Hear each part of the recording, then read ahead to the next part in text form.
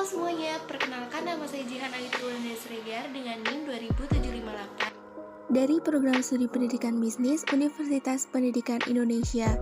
Pada kesempatan kali ini, saya akan membahas materi tentang manajemen keuangan atau pembiayaan pendidikan. Yang pertama ada definisi atau arti dari manajemen keuangan dan pembiayaan pendidikan.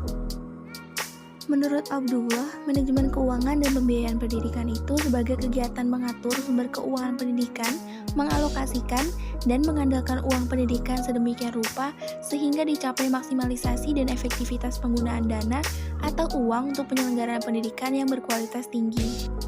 Kemudian ada menurut Vivi Rusmawati yang mendefinisikan manajemen keuangan atau pembiayaan pendidikan adalah uraian kerja dalam kegiatan manajemen keuangan dan pembiayaan pendidikan yang berupa tindakan pengurusan atau ketatausahaan keuangan yang meliputi pencatatan, perencanaan, pelaksanaan, pertanggungjawaban, dan pelaporan pada lembaga pendidikan.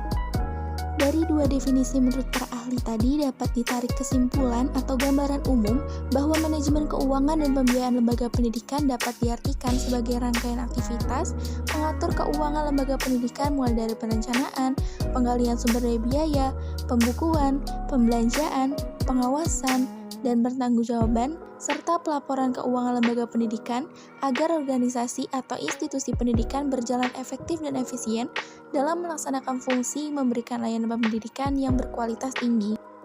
Kemudian selanjutnya ada tujuan manajemen keuangan. Menurut Chandra W.R. tahun 2006, tujuan manajemen keuangan dan pembiayaan lembaga pendidikan adalah yang pertama, meningkatkan penggalian sumber biaya lembaga pendidikan. Yang kedua, menciptakan pengendalian yang tepat sumber keuangan organisasi pendidikan. Yang ketiga, meningkatkan efektivitas dan efisiensi penggunaan keuangan lembaga pendidikan. Yang keempat, meningkatkan akuntabilitas dan transparansi keuangan lembaga pendidikan. Yang kelima, meminimalkan penyalahgunaan anggaran lembaga pendidikan. Yang keenam, mengatur dana-dana yang ada dapat dimanfaatkan secara optimal untuk menunjang tercapainya tujuan lembaga pendidikan dan tujuan pembelajaran. Yang ketujuh, membangun sistem pengelolaan keuangan yang sehat, mudah diakses, dan memiliki sistem pengamanan yang terjamin dari tindakan-tindakan yang tidak terpuji. Dan yang terakhir ada meningkatkan partisipasi stakeholders pendidikan dalam pembiayaan pendidikan. Kemudian tujuan manajemen keuangan dan pembiayaan lembaga pendidikan ini agar para manajer pendidikan dapat menggunakan dan menggali sumber-sumber pendanaan secara memadai dari berbagai pihak untuk dipergunakan dan dipertanggungjawabkan. Kemudian yang selanjutnya ada prinsip-prinsip manajemen keuangan dan pembiayaan lembaga pendidikan. Berikut ini akan dijelaskan beberapa prinsip penting dari manajemen keuangan dan pembiayaan lembaga pendidikan. Yang pertama ada transparansi. Prinsip transparan dalam manajemen keuangan dan pembiayaan pendidikan berarti adanya keterbukaan dalam mengelola suatu kegiatan di lembaga pendidikan, misalnya di bidang manajemen keuangan lembaga pendidikan, dengan keterbukaan sumber keuangan dan jumlahnya, rincian penggunaan, dan pertanggungjawabannya harus jelas, sehingga bisa memudahkan pihak-pihak yang berkepentingan untuk mengetahuinya. Kemudian, transparansi keuangan ini sangat diperlukan dalam rangka meningkatkan dukungan atau partisipasi orang tua, masyarakat, dan pemerintah dalam penyelenggaraan seluruh program di lembaga pendidikan. Di samping itu, transparansi dapat menciptakan kepercayaan timbal balik antara pemerintah, masyarakat, orang tua siswa, dan warga sekolah melalui penyediaan informasi dan menjamin kemudahan di dalam memperoleh informasi yang akurat dan memadai. Kemudian yang kedua ada akuntabilitas.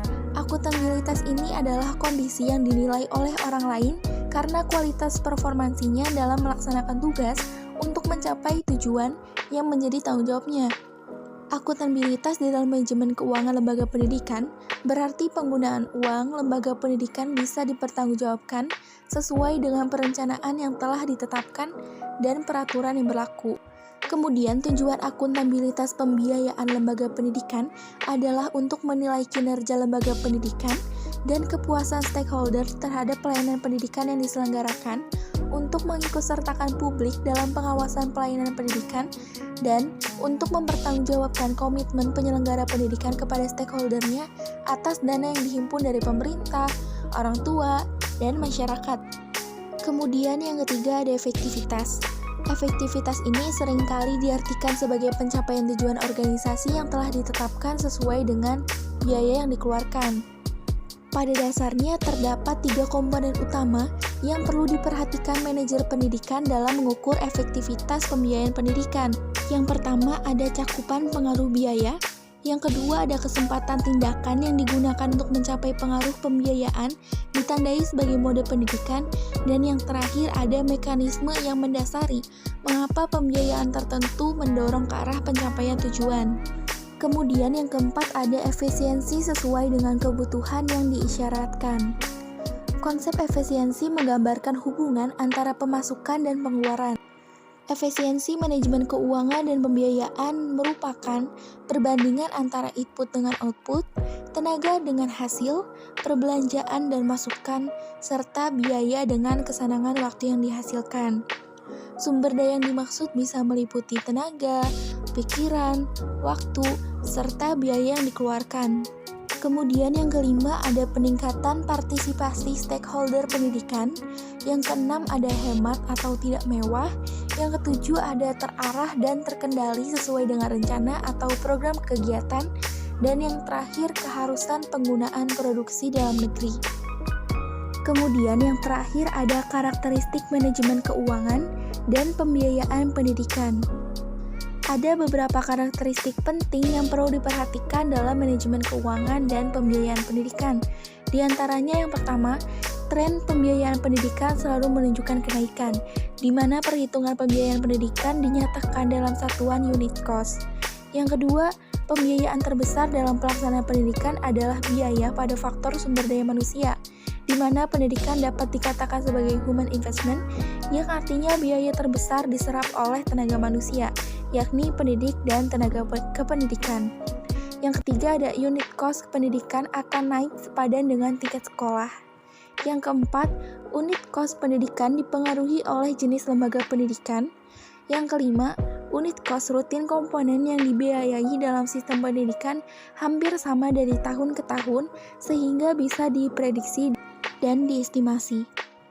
Dengan memahami karakteristik manajemen keuangan dan pembiayaan pendidikan, tentu para manajer keuangan, bendahara, perencana keuangan bisa memproyeksi kebutuhan dan sumber keuangan, pendanaan, dan pembiayaan yang bisa dicarikan dari berbagai pihak yang terkait dengan proses layanan pendidikan yang diselenggarakan dapat dipenuhi kebutuhannya, sehingga siap memberikan layanan terbaik dan mutu pendidikan yang sesuai dengan harapan segenap stakeholder pendidikan.